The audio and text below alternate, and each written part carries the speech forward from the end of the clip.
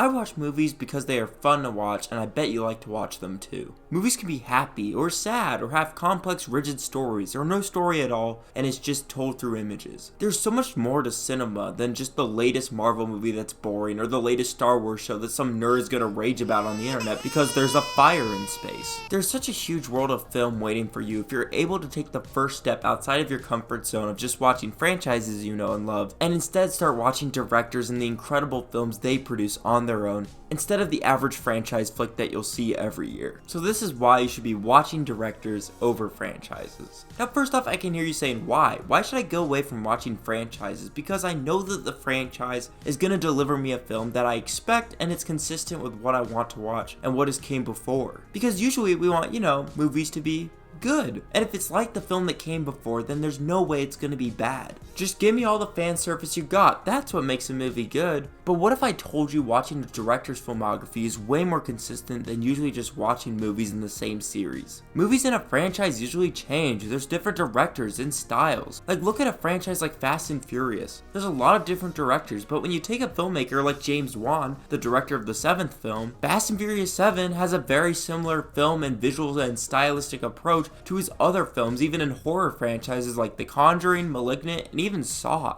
And if you liked Fast and Furious 7, you'd probably like those films a lot more than what they do in Fast and Furious 8, which as a film just isn't even close to as good as Fast and Furious 7 because it's by a totally different director and team, and they take the franchise in a very different direction. Along with that, one of the best things about watching a director's filmography is that you're going to find films in there that you haven't heard of before. But because you already know who the director is and you know that you like their other stuff, you're gonna have a little more goodwill towards it and you might give it a chance. Like let's say you're watching the Harry Potter series, right? And then they're alright, they're pretty good, but then you watch Prisoner of Azkaban and you're like, whoa, someone locked in here for no reason. Who is this guy? And it's Alfonso Cuarón. And then you can just jump ship and go start watching his films, which are incredible. Now I can probably hear you saying, no, I want to go watch the other Harry Potter films. No, shut up. You already peaked at the 3rd one. Go watch Roma. When you look for movies made by strong directors, you open yourself up not only to a more consistent set of films, but ones that are way more exciting and unique than anything you'll see in the normal mainstream filmmaking world at your megaplex. Like, I'm sure Deadpool 3 is gonna be a fun and decent time, but also, I know it's directed by Shawn Levy. Now, I don't hate Shawn Levy. I've actually seen a lot of his films, and I'm not too proud to say that I've had the Happy Meal toys from Night at the Museum since I was a kid. But he is far from someone that I would say is a director that I love. His films are fine. I don't hate really any of his films, but I'm not going to be crazy excited for Deadpool 3 when it's the guy who directed Real Steel and Free Guy. But yeah, I'll probably see Deadpool 3, but I'm not crazy excited for it. You know what I am excited for? A film like Hitman. Why? Because it's a movie from Richard Linklater, a director that I've started watching recently but ended up really enjoying his entire filmography. He made the Before trilogy, which is some of the most powerful and exciting romance films, and he also made School of Rock as well, which is just great.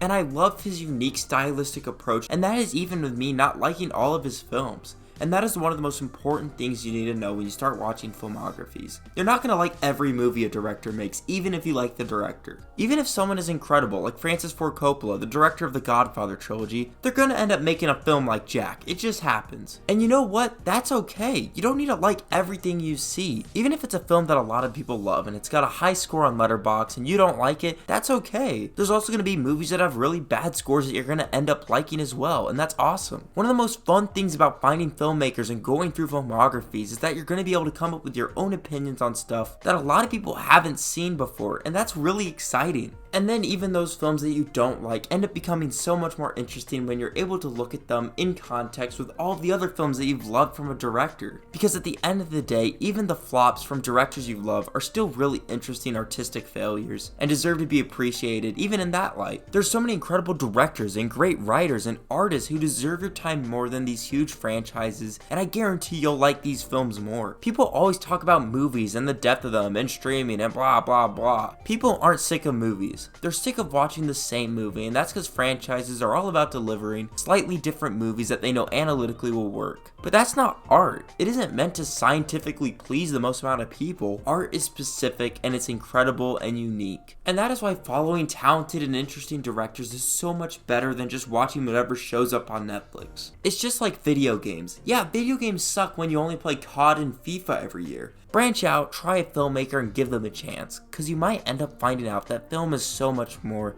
than just a decent time at the movies, watching a series you kind of enjoy. But it can genuinely be art, and just like the best art, it can genuinely change your life. Also, you get to watch movies like Jack. Jack is weird, but like Robin Williams is writing a carrot. I don't know. Movies are great.